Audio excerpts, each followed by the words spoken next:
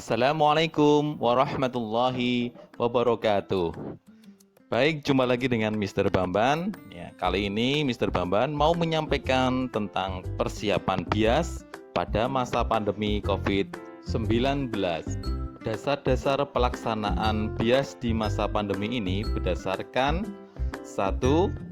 Surat edaran Dirjen P2 tentang pelaksanaan kegiatan bulan imunisasi anak sekolah pada masa pandemi corona. Kemudian yang kedua, surat edaran Dirjen Pendidikan Anak Usia Dini, Pendidikan Dasar dan Menengah. Dan juga yang ketiga, surat Kepala Dinkes DIY, Koordinasi Persiapan BIAS, Dikpora, Kemenak, Dinkes, dan Gugus Tugas. Persiapan BIAS pada masa pandemi COVID-19. Yang pertama yaitu Puskesmas akan melaksanakan pertemuan koordinasi dengan sekolah, protokol kesehatan pada pelaksanaan BIAS di masa pandemi, jadwal pelaksanaan BIAS, strategi, kemudian screening kesehatan pada siswa sebelum imunisasi, peran sekolah dan guru, pencatatan dan pelaporan hasil imunisasi, serta rencana tindak lanjut. Nah, untuk jadwal BIAS yang sudah kita laksanakan yaitu di bulan September kemarin.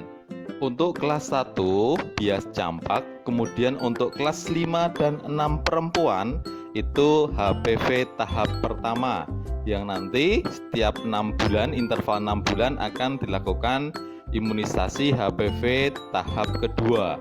Untuk yang bulan November ini, untuk kelas 1 yaitu imunisasi difteri tetanus, sedangkan kelas 2 dan kelas 5 yaitu tetanus difteri.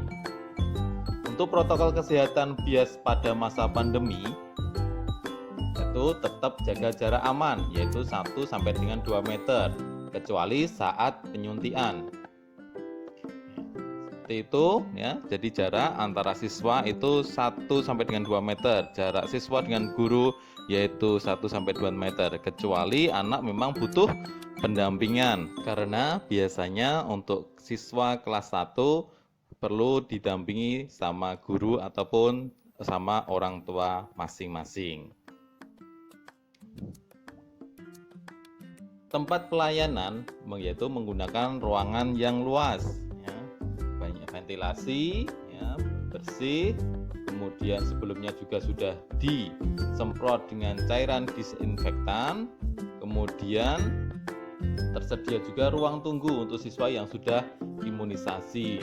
Di samping itu juga perlu persiapan sebelum hari H, seperti apakah anak menderita penyakit kronis, apakah anak punya riwayat sakit jantung ataupun sakit ginjal, apakah anak sedang dalam terapi, apakah anak mengalami alergi obat, apakah anak dalam waktu 1 bulan ini sudah mendapatkan imunisasi, apakah anak mengalami demam dalam beberapa hari terakhir, atau suhu tinggi, ataupun apakah anak batuk ataupun pilek ataupun sedang diare.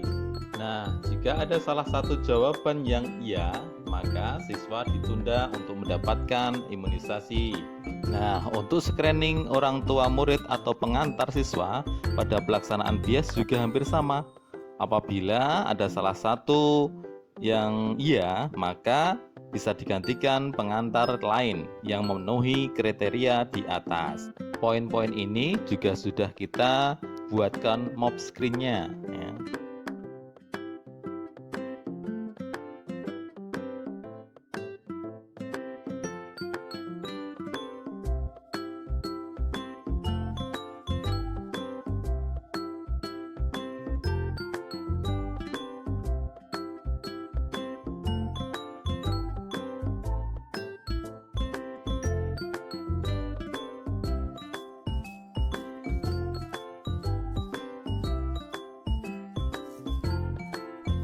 Di hari H, peran guru juga sangat penting di sini. Yang pertama, memastikan diri ataupun guru dalam keadaan sehat, tidak demam, tidak batuk, tidak pilek, dan lain sebagainya. Menggunakan alat pelindung diri, ya, seperti masker dan sebagainya. Mencuci tangan dengan sabun, ya, atau hand sanitizer, membantu menyiapkan catatan data, kemudian mengisi tanggal imunisasi pada kartu imunisasi anak.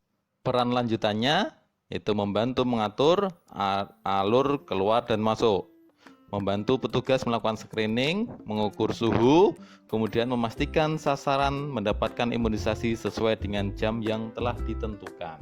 Apabila di hari H kita temukan siswa suhunya lebih dari 37,5 derajat, maka imunisasi akan ditunda. Untuk peran guru lanjutan yaitu selalu menjaga jarak, mengingatkan untuk menjaga jarak aman 1-2 meter, mengingatkan siswa untuk segera pulang, jadi nggak perlu mampir-mampir lagi ataupun malah ke mal-mal lagi, kemudian membersihkan diri sampai di rumah dengan mandi, kemudian mengganti semua pakaian yang dipakai saat di sekolah. Pada akhir pelayanan mendata siswa yang datang untuk imunisasi sesuai dengan jadwal yang ditentukan, mengingatkan murid yang tidak datang untuk datang ke puskesmas atau ada imunisasi susulan.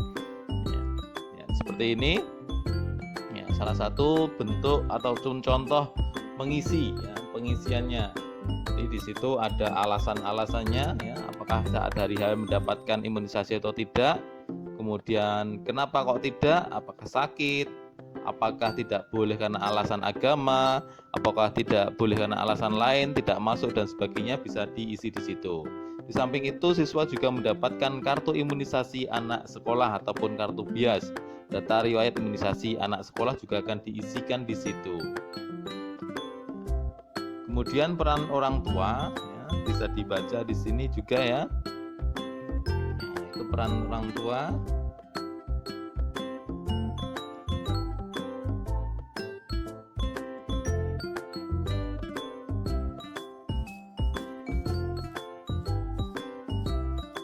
Sebelum hari H, peran orang tuanya salah satunya menyiapkan masker, kemudian menyiapkan cara ataupun rute biar datang tepat waktu.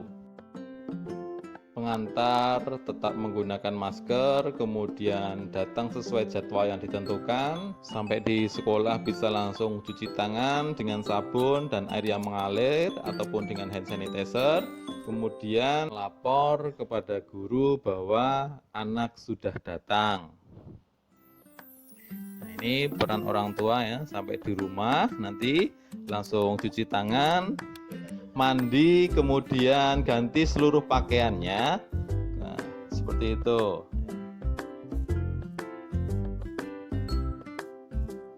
Nah, demikian yang dapat Mr. Bambang sampaikan. Semoga pelaksanaan BIAS besok bisa berjalan dengan lancar tanpa ada kendala. Dari Mr. Bambang saya cukupkan sekian. Terima kasih. Wassalamualaikum warahmatullahi wabarakatuh. Dah semuanya.